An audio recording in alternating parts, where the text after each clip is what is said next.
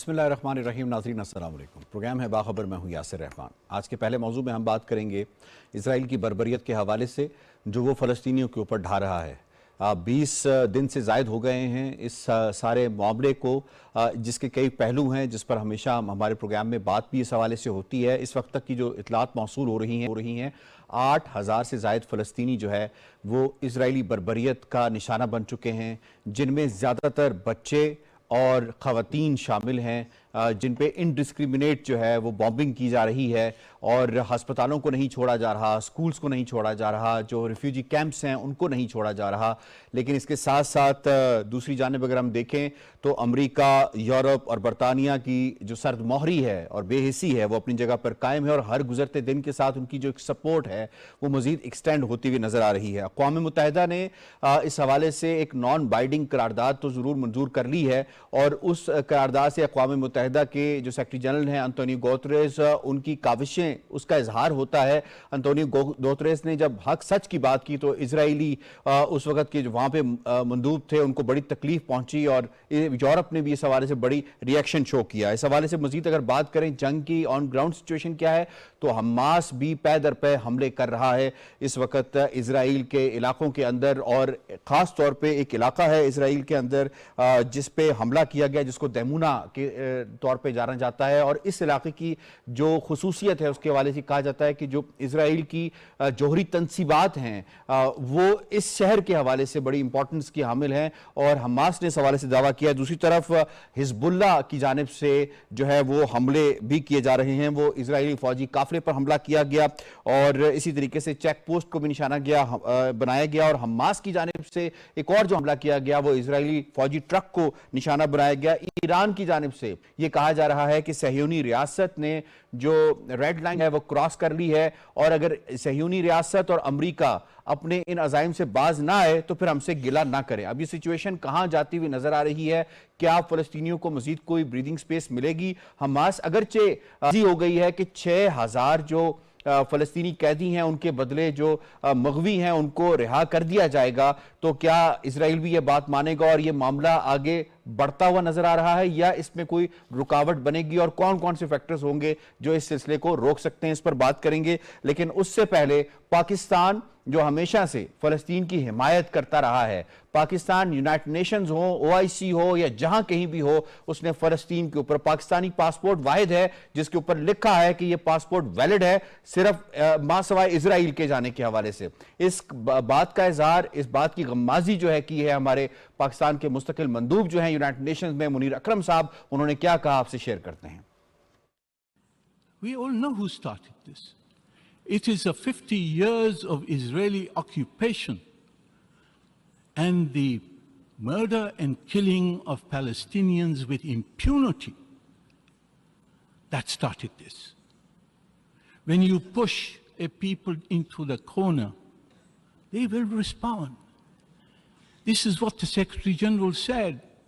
It did not happen in a vacuum. And look at the reaction that came from the Israeli representative, insulting the Secretary General, calling for his resignation. They can't face the truth. They can't face justice. They can't face the fact that the crime has originated with the Israelis. The Israeli occupation is the original sin in this case. It is not what happened on the 7th of October. That is a proximate cause. But the real cause is the occupation of Palestine. 2-4 बरस की बात नहीं है, निस्फ सदी का किस्सा है, निस्फ सदी से ज़्यादा का किस्सा है। ये जो लुबे लबाब अगर हम निकालें मुनीर अकरम साहब की बात का तो यही है कि जो 7 अक्टूबर को हुआ वो 7 अक्टूबर तक महदूद नहीं है। इससे पहले जो कुछ होता रहा है फ़लस्तीनियों के साथ उसके जवाब में जो कुछ हुआ है वो हुआ है। मैं तारुफ करवा देता हूँ अपने पैनलिस्ट का। जनाब आज हमें ज्वाइन किया है इस्लामाबाद स्टूडियोज़ में आगा इकरार हारून साहब ने, ताहिर नहीं मलिक साहब ने हमारा साथ दे रहे हैं, डॉक्टर फारूक आदिल साहब, मोहम्मद नौशाद अली साहब और सज्जाद अनवर साहब। तमाम पैनलिस्ट को खुश आमदीद कहते हैं। पहला सवाल होगा डॉक्टर फारूक आदिल साहब आपसे। गजा की जो सूरत हाल है वो मजीद खराब होती जा रही है, इसराइल की बर्बरियत जो है वो जारी है, पाकिस्तान का फलस्तीन की मुकम्मल हिमायत का इयादा किया जाना, क्या ये जंग मजीद तवील हो सकती है? बिल्कुल आपने जैसे बिल्कुल ठीक कहा कि ये बहुत सूरत हाल खराब हो गई है और तशवीशनाक है। अगर आप मुझे इजाज़त दें तो मैं एक छोटी सी बात और कर लूँ, इसका ताल्लुक पाकिस्तान टेलीविजन से है। एक खातून थी प्रोफेसर शाहिदा काजी, ये पाकिस्तान में पहली न्यूज़ रिपोर्टर थी जी। और पाकिस्तान टेलीविजन की पहली खातून न्यूज़ एडिटर थी।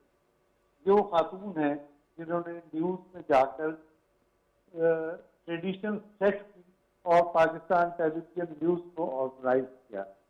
ये एक नहायत प्रोफेशनल और पढ़ी लिखी खातून थी, जो बाद में कराची यूनिवर्सिटी में और एक और यूनिवर्सिटी में प्रोफेसर के तौर पर रही और ठीक। सदर शोबा भी रही। इनकी जो बुनियादी खिदमत है वो उसको जरूर रिकग्नाइज करना चाहिए। वो ये थी कि उन्होंने तलबा के अंदर जमहूरी रिवायात को फरोग दिया और मुकालमे को फरोग दिया। उनके दफ्तर में दाएं और बाएं बाजू पे और हर मकतबा फिक्र के लोग बैठ सकते थे और आपस में गुफ्तगू कर सकते थे, और इस मकसद के लिए हमारे दिनों में वो हमेशा जिंदा रहे। बेशक। अब आते हैं आपके सवाल की तरफ। देखें, बात यह है कि जो आपने मुनीर अकरम साहब का थॉट पाया, पाकिस्तान तो हमेशा से गुज़श्ता 5 सदी से इस काज के लिए सरगर्म है और पाकिस्तान के लिए ये बुनियादी मसला है, ये पाकिस्तान का अपना मसला है। आपको याद होगा कि कायदे आज़म से लेकर आज तक जितने भी हुक्मरान गुजरे हैं सवाए एक आध के सब उन्होंने दो टोक कहा कि हम इस मुल्क को, इसराइल को तस्लीम नहीं करते जब तक कि फलस्तीन को उनका हक न मिले और ये एक नाजायज स्टेट है। नंबर 1। फिर दूसरी बात है जो बहुत खतरनाक बात है, वो ये है कि मौजूदा दौर में जब यूनाइटेड नेशन कह चुकी है कि सीज फायर होना चाहिए, इसराइल की तरफ से ब्रूटैलिटीज हो रही है, जुल्म हो रहा है, इंसानियत सो सकते हो रही है, तो इस मौके पर लगता ये है कि यूनाइटेड नेशन इररेलेवेंट हो रही है। जैसे कि आपने कहा कि मगरब की तरफ से जब उसकी तरफ से करारदाद आई, सेक्रेटरी जनरल की तरफ से आवाज बुलंद की गई, तो उससे उनके खिलाफ आवाज बुलंद की गई और नापसंदीदा किया गया। तो मुझे खतरा ये महसूस होता है कि जैसे पहली जंग अजीम के बाद लीग ऑफ नेशन जो थी इररेलेवेंट हो गई थी, मौजूदा तनाज़े में यूनाइटेड नेशन हमें इररेलेवेंट होती नजर आ रही है और इसकी सारी जिम्मेदारी इसराइल पर होगी और इसराइल के उन सारे पुष्पनाई करने वाली दुनिया पर होगी जो इस मौके पर इसराइल के मजालिम को तरफ नजर कर देंगे और वो ये नहीं देख रहे कि वो फलस्तीन के अवाम पर कितने मजालिम ढा रहा है। ये इंसानियत के खिलाफ जराइम है और इंसानियत के खिलाफ एक जुल्म फलस्तीन के साथ अवाम के साथ जुल्म है और दूसरा यूनाइटेड नेशन का अगर इंतजाम होता है तो इससे बड़ा कोई जुल्म नहीं होता। ठीक है, आपका पॉइंट आ गया। आगा साहब ये फरमाइएगा, एक तरफ ईरान ने भी बड़ी स्ट्रांग स्टेटमेंट दी है, उनके सदर ने भी, और इस तरह जो तुर्किया के सदर हैं रजब तय्यिप एर्दोगान, उन्होंने कहा कि क्या मगरिब फिर सलीब व हिलाल की जंग चाहता है, ऐसी कोशिश की, जान लें हम जिंदा हैं। ये जो हालात जिस तरफ जा रहे हैं, क्या आपको ऐसे लगता है कि अब एक ब्लॉक बनता जा रहा है जिसको इसराइल को आगे किया हुआ है और उसकी पुष्टपनाही में मगरिब और अमेरिका और एक नई जंगो-जदल के दौर में हम दाखिल होने वाले हैं?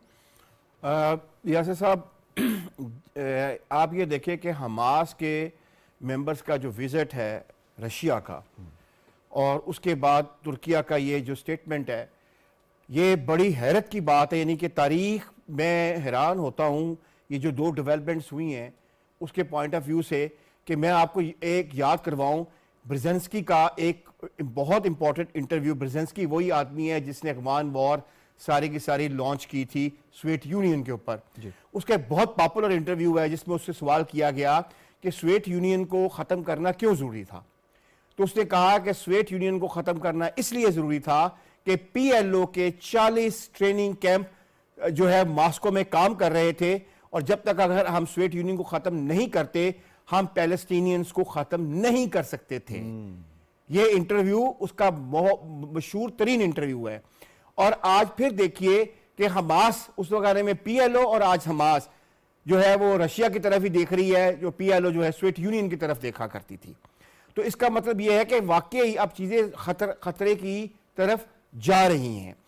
इसमें हमें एक चीज का ख्याल रखना चाहिए कि कोई दुनिया में नहीं चाह रहा है कि थर्ड वर्ल्ड वॉर शुरू हो, कोई नहीं चाह रहा है कि वो इसमें इन्वॉल्व हो, लेकिन बार बार इजराइल का सीरिया पे हमला करना, सीरिया के अलीपो एयरपोर्ट को तबाह करना, बार बार उसका जो है वो यानी कि आप कह सकते हैं इंस्टिगेट करना, क्योंकि उसे पता है कि वो सीरिया को अगर इन्वॉल्व करता है तो ईरान भी पीछे नहीं रह सकता, रशिया रह नहीं सकता, रशिया नहीं रह सकता है। रशिया ने कितनी लंबी जंग लड़ी है अमेरिका के साथ डायरेक्टली, यानी कि ऑन ग्राउंड लड़ी है सीरिया को उससे पंजे से निकालने के लिए। तो इसका मतलब है कि ये टैक्टिकल वॉर जो है अब आगे जा चुकी भी है। इसमें मुझे इस वक्त खतरात लग रहे हैं वो ये लग रहे हैं कि अगर आज जो अभी थोड़ी देर पहले जो उन्होंने लिस्ट रिलीज की है पैलेस्टीनियन उसकी हेल्थ अथॉरिटी ने ऑफिशियल, उसमें कितने दुख की बात है मुझे बताते हुए, मैं ऑनेस्टली मैं जिस बात को कंट्रोल कर रहा हूं, 2055 तो बच्चे हैं, बच्चे और खवातीन ज्यादा और 3300 औरतें हैं। इतना जुल्म यार। तो इसका मतलब यह है कि जान के किया जा रहा है। ये अमेरिका कोई बहुत बड़ी गेम में है, वो चाहता है कि थर्ड वर्ल्ड वॉर थोड़ी थोड़ी करके वो शुरू कर दे और रशिया को एंगेज करे सीरिया में, और ईरान को भी एंगेज करे जो है सीरिया में और पैलेस्टाइन में। अगर ये फिर प्लान्ड हो रहा है ना, तो फिर इसका रिजल्ट क्या होगा? इसका रिजल्ट ये होगा कि पूरी दुनिया जो है वो इस आग से ज्यादा देर तक दूर नहीं रह सकेगी। ठीक है, नौशाद साहब इसमें आपको इन्वॉल्व करता हूं। सर, इस वक्त तक जो जमीनी हमला जिसकी बार बार बात की जा रही है कि शिमाली जो गज़ा का इलाका है उसको छोड़ दिया जाए ताकि हम जनूबी गज़ा में आप लोगों को मुकीम वहाँ पे बना देंगे और शिमाली में ऑपरेशन करेंगे, इस वक्त तक इसराइल वहाँ पे अपनी ग्राउंड जो ऑपरेशन है वो शुरू नहीं कर पाया और वो बार बार यही बात कर रहा है। इजरायली वज़ीर आज़म बेंजामिन नेतन्याहू जिसने अपनी अफवाज को इंटेलिजेंस फेलियर करार दे दिया और इंटेलिजेंस एजेंसी को करार दे दिया, वो भी ये कह रहा है कि ये जो जंग होगी बहुत मुश्किल होगी। क्या उनको ये मालूम हो गया है कि अगर हम आगे जाते हैं तो हमास इसमें इजरायली फौज का कब्रिस्तान भी बना सकती है शिमाली गजा के अंदर, और हमास का ये कहना कि हम भरपूर तौर पे तैयार हैं, फैसला कौन और मार्का कौन जो है ये जंग होगी अगर ये शुरू हुई तो क्या लगता है आपको कि जो मामला है पहले जिस तरह हमास थी, क्या अब वो हमास वो नहीं रही, बहुत मुख्तलिफ हो गई है और मजबूत हो गई है? देखिए, जो हमास का कल दावा था कि इसराइल का 3 अतराफ से जो हमला है वो नाकाम बनाया है हमास ने। अब अगर आप बात करें कि हमास पहले जैसी नहीं रही और वो ताकतवर हो गई है, तो यकीनन देखिए कि ये जो हमला इसराइल पे किया गया है, इसको अगर आप इस पे गौर करें तो लगता ऐसे है कि इसकी बाकायदा हिकमत अमली तैयार की गई थी, लायामल तैयार करके ये हमला किया गया और उनको मालूम था कि जब वो ये हमला करेंगे तो उसके जो जिसके बदले में वो इजरायली अफवाज जो है वो जमीनी हमला भी करेंगे और गजा में शुमाली गजा में दाखिल होने की कोशिश करेंगे, जो कि अब आपके सामने आ चुका है। उन्होंने ब्लैकआउट किया, ब्लैकआउट करने के बाद उन्होंने हमला किया, लेकिन वो अपने हमले में कोई बहुत ज्यादा कामयाबी समेटते हुए नजर नहीं आ रहे इजरायली अफवाज। आप देखिए 450 हमले अब तक गुज़िश्ता 24 घंटे के दौरान किए गए हैं, लेकिन अब वहां चूंकि वहां ब्लैकआउट है, न्यूज ब्लैकआउट भी है, हमें नहीं मालूम कि वहां पे जो ग्राउंड रियलिटी है 100% वहां पे क्या हालात है। लेकिन हमास दैमूना शहर तक पहुंच गया है जो इनका बड़ा हसास शहर है। जी, लगता ऐसे है कि हमास ने जो बात कही थी ना, ये एक देखिए कि उनकी तरफ से जो बयान सामने आया ना कि ये ग्रेवयार्ड साबित होगा इसराइली अफवाज का, उसको शायद हम इग्नोर नहीं कर सकते। हो सकता है कि उन्होंने वहां पर ये जो गुरिल्ला जंग है उसकी तैयारी कर रखी हो। गुरिल्ला जंग हमेशा से दुनिया में मुश्किल तरीन जंग कहलाती है। आप देखिए कि अमेरिका जो है वो तमाम तर अपने जराए और रिसोर्सेज होने के बावजूद अफगानिस्तान में उस तरह से कामयाबी हासिल नहीं कर सका जिस तरह से वो करना चाहता था। और इसराइल भी अगर ये चाहेगा कि वो जो जमीनी जो जंग है वो गजा के अंदर दाखिल होकर उनकी सरजमीन पर लड़ेगा, तो उसके लिए उसको खासी मुश्किल दरपेश होगी। ये इतनी आसान जंग नहीं होगी। इसीलिए इजरायली वजीर आजम जो नेतन्याहू हैं वो बार बार ये कह रहे हैं कि जी ये जंग तवील और मुश्किल होगी। अब मामला क्या है? मामला ये है, आप देखिए कि इस वक्त जो सिचुएशन बनी हुई है उसके अंदर ये भी सामने रखना होगा कि देखिए इंटरनेशनल प्रेशर बढ़ता जा रहा है। खुद अपनी जो इसराइल की अपनी सफे हैं, यानी अगर आप अमेरिका में, बरतानिया में और अब तो फ्रांस के अंदर भी एहतजाज शुरू हो चुका है और उनके जो अपोजिशन लीडर हैं वो नेतन्याहू को तनकीद का निशाना बना रहे हैं। वो कह रहे हैं कि नेतन्याहू ने सुर्ख लाइन अबूर कर दी है, और यही बात ईरान भी कह रहा है कि इसराइल ने सुर्ख लाइन और ये अबूर सारी कर दी है। सिचुएशन वैसे तो अगर जब सुर्ख लाइन- जी, ये सारी सिचुएशन नेतन्याहू की जात को बहुत फायदा दे रही है, क्योंकि जो कि उसने जुडिशियल रिफॉर्म्स की सूरत में किया और लोग जो एहतजाज कर रहे थे तिल अबीब में और बाकी शहरों के अंदर, उससे कम से कम उसको रिलीफ मिल गया है। अब जंग उसके फायदे के लिए।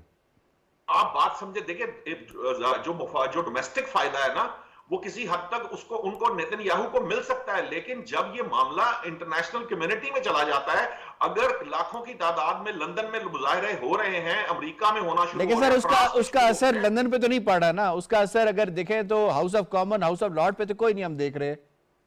अभी यकीनन ये अभी आप ठीक कह रहे हैं कि इसका असर उस तरह से नजर नहीं आ रहा, लेकिन ये जो रिटेलिएशन सामने आ रही है, मैं आपको बताऊं, देखिए जो इस्राएली वजीर खारजा ने जब ये कहा कि जी नाजियों का जो है ना वो दुनिया ने खात्मा कर दिया, तो ये जो शिद्दत पसंदाना सोच, इजराइल की वुसअत पसंदाना सोच है, जो नाजियों के एक जमाने में नाजियों से मंसूब की जाती थी, वही काम इस्राइल कर रहा है। तो फिर अंजाम भी इस्राइल का वही होने जा रहा है जो नाजियों का हुआ था, क्योंकि मुसलमानों ने तो यहूदियों को पनाह दी थी।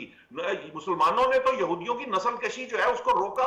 आज अगर यहूदी जिंदा हैं तो ये मुसलमानों की मरहूने मिन्नत है। और जब ये जो मामला आएगा कि जब यहूदी खुद इस सेहूनी हुकूमत के खिलाफ जब प्रोटेस्ट करेंगे, दुनिया को ये मालूम होगा कि ये यहूदी नहीं है, ये सेहूनी है, और ये जो वुसअत पसंदाना अजाइम लेकर बैठे हैं।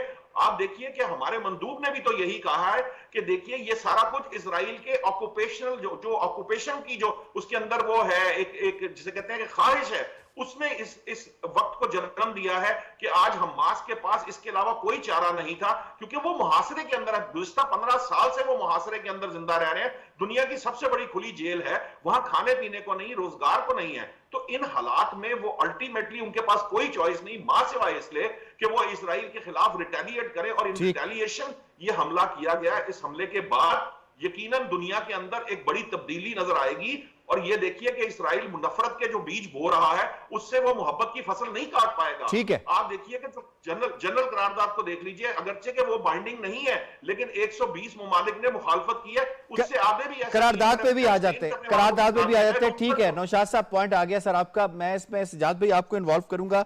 ये फरमाइएगा कि एक तो जो पाकिस्तान का किरदार है, मुस्तकिल मंदूब ने जिस तरह बिफिटिंग रिस्पांस दिया वहाँ के मेंबर कंट्रीज़ को, जिन्होंने इसराइल की हिमायत के हवाले से बात की, बिलखुसूस कनाडा के हवाले से, तो ये कितना इम्पोर्टेंट है इसराइल के लिए जो उसको आईना दिखाया है, और ख़ास तौर पे फ़लस्तीनियों की हिमायत के हवाले से कितना इम्पोर्टेंट है। और दूसरा, जो यूनाइटेड नेशंस का किरदार इस सारे प्रोसेस में होना चाहिए था कि कॉन्फ्लिक्ट रेजोल्यूशन के अंदर जो इस वक्त वॉर जोन्स हैं उसके अंदर यूनाइटेड नेशंस वो किरदार अदा क्यों नहीं कर पाया, और क्या इस वक्त ये ज़रूरत नहीं है कि वाकई यूनाइटेड नेशंस के अंदर रीस्ट्रक्चरिंग की जाए ताकि वो अपनी जो अफादियत खो चुका है वो वापस ले सके।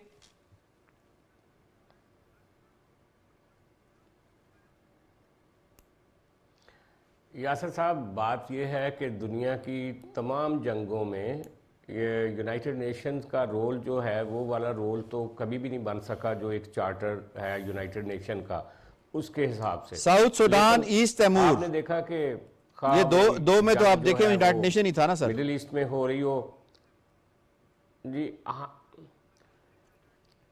नहीं, यूनाइटेड नेशन को इस्तेमाल किया गया क्योंकि फैसले तो यूनाइटेड नेशंस के बाहर ही होते हैं ना। असल सवाल ये है मैं सिर्फ ये कहना चाहता हूँ कि पहले कोल्ड वार में रूस और अमेरिका के दरमियान जब भी स्टैंड ऑफ होता था तो यूनाइटेड नेशन कुछ नहीं कर पाता था। आज भी मगरब और अमेरिका के सामने उसकी ताकत जो है यूनाइटेड नेशन की बिल्कुल ताकत नहीं है, सारी फंडिंग वहाँ से आती है। असल सवाल क्या है? असल सवाल ये है जो प्रिंसिपल कंट्राडिक्शन है अरब दुनिया का, वो काफ़ी हद तक खुल के अब सामने आ गया है, जिसको हम सबको देखने की ज़रूरत है। आपको याद होगा आज से 15 साल पहले अमेरिकियों ने एक प्लान बनाया था रीमॉडलिंग का, मिडल ईस्ट की रीमॉडलिंग का, और उन्होंने कहा था कि जो कॉलोनियल एज के बाद जब अरब दुनिया के ममालिक ये बने थे, ये असल में ब्लड एंड बाउंड्रीज़ के हिसाब से ठीक नहीं बने थे। असल बात है कि दोबारा से ये जो अरब दुनिया है उसके नए मुल्क बनाने की ज़रूरत है। उन्होंने इराक़ में आपको पता है खाना जंगी करवाई, उन्होंने मिस्र में करवाई, उन्होंने शाम में करवाई, लेकिन उसका नतीजा क्या बरामद हुआ? उसके बाद सऊदी अरब ने रोक दिया। सऊदी अरब ने अपनी रिफॉर्म्स कहा हम खुद कर लेंगे, आप ज़रा साइड पे हो जाए। आप यमन में देखें क्या हुआ। उस सारी शिकस्त और रीख्त में जो पिछले 10-15 सालों में हुई, उसका सबसे बड़ा बेनिफिशरी ईरान बन के उभरा। क्योंकि आप देखें कि इराक में जो इराकी मलेशिया है वो शिया है, यमन में जो हौसी बागी हैं वो शिया हैं, शाम में जो इस वक्त रशिया और शाम मिल के जो फाइट बैक कर रहे हैं अमेरिकन इन्फ्लुएंस को, वहाँ पे आप देखें वहाँ पे सूफी और शिया मुसलमान हैं और ईरान का बहुत बड़ा वहाँ पे कंट्रीब्यूशन है। अब हमास जो है वहाँ पे ईरान को भूल रहे हैं आप। बहुत कम था, लेकिन आप देखें कि हमास भी इस वक्त, हमास की ये जो मौजूदा अफेंस है वो सारा ईरान ने उनको चाक आउट करके दिया है। वहाँ पे उनके वेपनरी इस्तेमाल हो रही है, उनका टोटल मैपिंग ईरान के जो लोग हैं वो करके दे रहे हैं। और इसके साथ साथ आप देखें कि हिजबुल्लाह जो है कि ईरान का बहुत बड़ा पुराना स्ट्रेटेजिक पार्टनर है, वो उसमें शामिल है। तो बेसिकली वो जो मैं पहले भी कह चुका हूं इसी शो में कि वो जो नॉर्मलाइजेशन करवाई जा रही थी ना इजराइल की अरब मुल्कों के साथ, हाथ मिलवाए जा रहे थे, एक दूसरे को कबूल किया जा रहा था, उस सारे मामले को इस वक्त रोक आपने सबने देखा कि उसके ऊपर फुल स्टॉप लग गया है। अब आप देखें कतर कहां खड़ा है, सऊदी अरब कहां खड़ा है, बाकी ममालिक कहां खड़े। तो बेसिकली और इसके पीछे एक इंटरनेशनल पॉलिटिक्स है, लेकिन इस सारी जंग का जो अनफॉर्चुनेट पार्ट है वो होता है वार जोन के लोग। और वो इजरायली 8,000 फलस्तीनी जो हैं वो अपनी जानों से गए। और ये खाना जंगी जहां पे भी होती है और इस तरह की लड़ाई जहां पे भी होती है, इस तरह की कैजुअल्टीज को देखना पड़ेगा, इंसानियत सोज मनाजर भी होंगे। लेकिन वर्ल्ड पॉलिटिक्स में बाज़ औक़ात इन चीजों को नजरअंदाज कर दिया जाता है दोनों साइडों से, और अपने जंगी अहदाफ को पूरा करने के लिए दोनों ताकतें अपना अपना जोर आजमाई कर रहे होते हैं। ठीक है, पॉइंट आ गया आपका। डॉक्टर ताहिर नईम मलिक साहब ये फरमाइएगा सर, इस वक्त जो मामला है जो जंगो जदल का है, क्या कोई रमक है कि कोई डायलॉग का प्रोसेस शुरू हो सकता है? कहीं ये मामला, इसके अंदर कोई रुकावट पैदा हो सकती है? यूनाइटेड नेशन का किरदार भी हमने देख लिया, यूरोप का भी देख लिया, अमेरिका का भी देख लिया। क्या जो लोकल वहाँ की पार्स हैं जिनमें गल्फ कंट्रीज़ बिलखुसूस हैं, क्या वो कोई इनिशिएटिव ले सकते हैं? इस हवाले से कोई इम्कान है? लेना चाहिए। मैं समझता हूँ कि 7 अक्टूबर को जब ये हुआ अटैक, तो उस वक्त मैंने एक पेशन गोई की जो उस वक्त अच्छी न लगी हो शायद लोगों को, पैनलिस्ट को, जिसमें मैंने कहा था कि जंग बंदी अब जो है वो मुश्किल होगी। लेकिन अब ज़रूरत है कि जो इंसानी अलमिया बन गया, जो 7,000 फ़लस्तीनी इसमें नाहक 8,000 मारे गए, जो औरतें बच्चे बेगुनाह मारे गए। हमने ये तस्वर सुना है कोलेटरल डैमेज। कोलेटरल डैमेज क्या होती है कि एक टारगेट है, उस टारगेट की ओर में, हदफ में जो लोग एक्सीडेंटली आ जाते हैं उसे कोलेटरल डैमेज किया जाए। लेकिन ये कोलेटरल डैमेज नहीं है कि आप टारगेट हॉस्पिटल को कर रहे हैं, आप नहते बच्चों को टारगेट कर रहे हैं, आप बुजुर्गों को कर रहे हैं, आप खवातीन को कर रहे हैं, और आप सिविल इंस्टॉलेशंस को अटैक कर रहे हैं। तो ये फिर एक टोटल वार है जिसके अंदर कोई रूल्स नहीं है। तो इसके ऊपर वार क्राइम्स का जो है प्रोसीजर बैनुल अक़वामी अदालत इंसाफ का दी हेग में, सिग्नेटरी नहीं है ना सर, इजराइल सिग्नेटरी नहीं है उसका, तो उसमें स्टेट्स को कोशिश करनी चाहिए कि उसकी तरफ मामला ले जाएं। दूसरा जो आपका पहलू है, मैं समझता हूं कि इस वक्त किरदार अदा करना चाहिए, और टर्की एक एफर्ट कर भी रहा है, लेकिन इसराइल जो है वो उसको जो शय है यूरोप नेटो अलाइज की जानिब से और अमेरिका की तरफ से, वो इसमें नहीं कर रहा। तो इस वक्त ज़रूरत ये है, देखें कि एक जो न्यूयॉर्क टाइम के रिपोर्टर थे, into the hands of soldier उनकी बुक है, जिसके अंदर उन्होंने इंकशाफ किया कि जब मिस्र के सदर मुर्सी थे और क्लिंटन थे, हिलरी क्लिंटन के माबैन हमास का ऐसे ही अटैक के सिलसिले में जब रिटेलिएशन आई और बहुत ज़्यादा नुकसान हुए, इसराइल ने हमला कर दिया, गज़ा ब्लॉकेड हो गया, तो फिर जो एक टेलीफोनिक राब्ता फौरी तौर पर इस्तवार हुआ और मिस्र ने किरदार अदा किया हमास के रहनुमाओं से बातचीत का, और सदर क्लिंटन ने हिलरी क्लिंटन को इसराइल के दौरे पे भेजा, और 24 घंटों के अंदर सीज फायर हो गया, जंग बंदी हो गई। और उसके अंदर इस वक्त इस तरह की एक फौरी तौर पे मुर्सी टाइम में तो सदर क्लिंटन थे ही नहीं, तो क्लिंटन से राब्ता उनका हुआ, और लेकिन हिलरी क्लिंटन हिलरी क्लिंटन वज़ीर ख़ारिजा थी उस तो उसको वो जो चैनल है इस वक्त, जिस तरह हमने देखा कि इस वक्त भी अमेरिका में एक शख्सियत हैं जिमी कार्टर, जिन्होंने किताब भी लिखी है और जिनके ऊपर पैलेस्टीनियन भी ट्रस्ट करते हैं। इस तरह की शख्सियात होती हैं बैन अल-अक़वामी ताल्लुकात में, जो शटल डिप्लोमेसी के जरिए या बैकडोर डिप्लोमेसी के जरिए, लेकिन क्या करें, अमेरिका तो पार्टी है इसके अंदर। तो इस वक्त गल्फ कंट्रीज को, OIC को, अरब लीग को और इम्पोर्टेंट मुस्लिम स्टेट्स को चाहिए कि वो सीज फायर कराएं, फौरी तौर पे सीज फायर कराएं। बहुत ज़्यादा नुकसान हो रहा है, और देखें आपकी जो टोटल पॉपुलेशन है उसकी निस्फ जो आबादी है वो डिस्प्लेस्ड हो गई। ठीक है, पॉइंट तो आ गया। इससे बढ़ के इंसानी अलमिया क्या पॉइंट आ गया। आगा साहब, इससे पहले हम ब्रेक पे जाएंगे, फरमाइएगा कि कोई इसके अंदर कोई रुकावट आ सकती है, कोई जंग बंदी हो सकती है, ऐसा कोई प्रोसेस शुरू हो सकता है, और ऐसे प्रोसेस में कौन सी ऐसी शख्सियात या ममालिक हैं उनका किरदार अदा किया जा सकता है?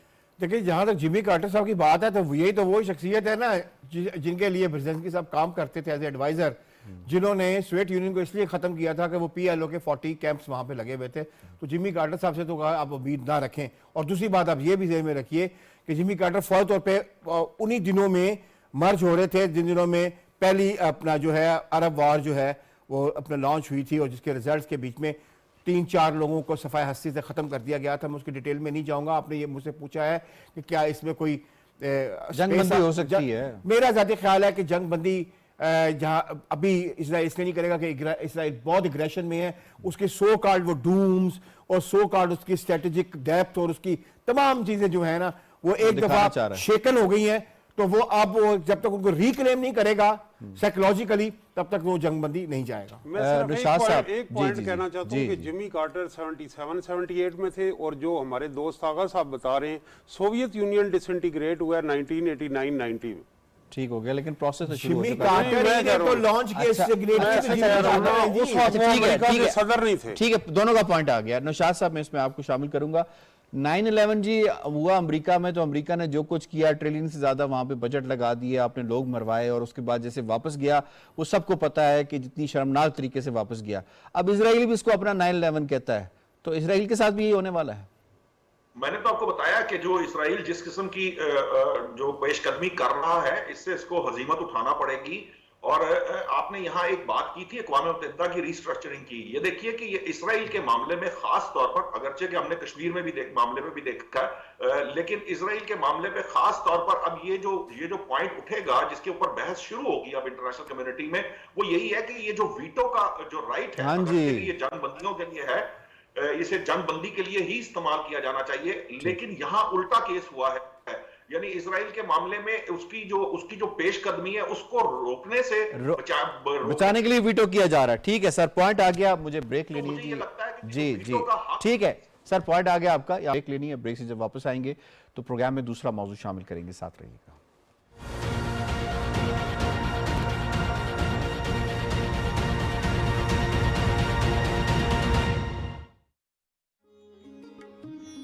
हमारे पास जब पाकिस्तान बना है तो तजर्बाकार सियासी कारकुन नहीं थे।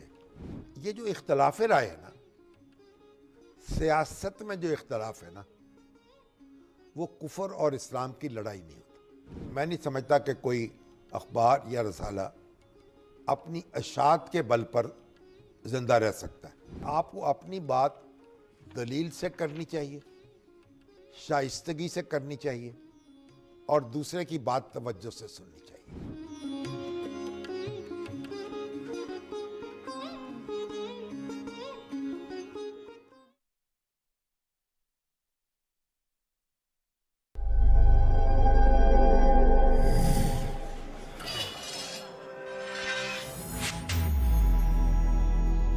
बचत अपनाएं, मईशत बचाएं। तवानाई की बचत का अहद करें, मुल्क की तरक्की में हाथ बटाएं।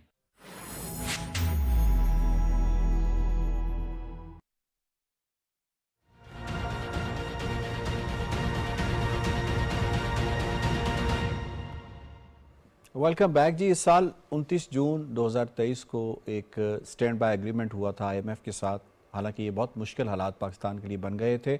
ये कहा जा रहा था कि पाकिस्तान जो है वो डिफ़ॉल्ट की जानिब जा रहा है, और कोई एक जमात तो ये कहती थी कि ये जा चुका है, अब टेक्निकल डिफ़ॉल्ट कर दिया है हमने, अब सिर्फ ऐलान होना बाकी है। लेकिन उस वक़्त की जो PDM हुकूमत थी, उसके वज़ीर आज़म शहबाज शरीफ साहब ने ज़ाती काविशों की वजह से ये मामला हुआ, और बिल्कुल एंड के ऊपर जब ये जो हमारा प्रोग्राम था वो लास्ट ख़त्म हो चुका था, तकरीबन ख़त्म हो चुका था, तो उसको वापस लाने के लिए उन्होंने एक SPA किया। ये 9 मंथ का एक अरेंजमेंट था जिसके तहत पाकिस्तान को $3 अरब मिलने थे, जिसमें जो पहली किस्त है वो 1.2 अरब वो पाकिस्तान को जुलाई में मौसूल हो चुकी है। अब जो रिव्यू है दूसरी किस्त से पहले का वो होना है जनाब 2 नवंबर को। IMF की जो टीम है वो पाकिस्तान आ रही है नाथिन पोर्टर की सरबराही में, और ये कहा जा रहा है कि पाकिस्तान ने वो जो मतलूबा अहदाफ हैं वो पाकिस्तान बहुत ही एक कंफर्टेबल पोजीशन में है, उनको हासिल कर लिया गया है, और बहुत ही ईजी होगा ये $700 मिलियन पाकिस्तान को मिलने हैं, ये मिलेंगे। ये भी खबरें सामने आ रही हैं जो मुख्तलिफ रिपोर्टर्स की जानिब से कि पिछले 2-3 महीनों के अंदर पाकिस्तान को जो इनफ्लोज पाकिस्तान के पास आए हैं वो निस्बतन कम रहे हैं as compared to previous month, जिसमें जुलाई का महीना था जिसके अंदर पाकिस्तान को अच्छे इनफ्लोज आए थे। तो अभी हमें इनफ्लोज की ज़रूरत है क्योंकि इस साल हमें को $20 अरब जो है मज़ीद चाहिए होंगे। अब हमने कैसे पूरे करने हैं, यही इसी के अंदर सारी हिकमत है। इस पर ज़रा बात कर लेंगे कि हम कामयाब हो सके हैं। इस पर एक प्रेस कॉन्फ्रेंस की थी निगरान वज़ीर ख़जाना ने, और उन्होंने बुनियादी बातें की थी। उन्होंने कहा था हमने ये चीज़ें अचीव कर ली हैं। उन्हीं चीज़ों के ऊपर सवाल पूछेंगे अपने पैनलिस्ट से। सवाल होगा डॉक्टर फारूक आदिल साहब आपसे। सर,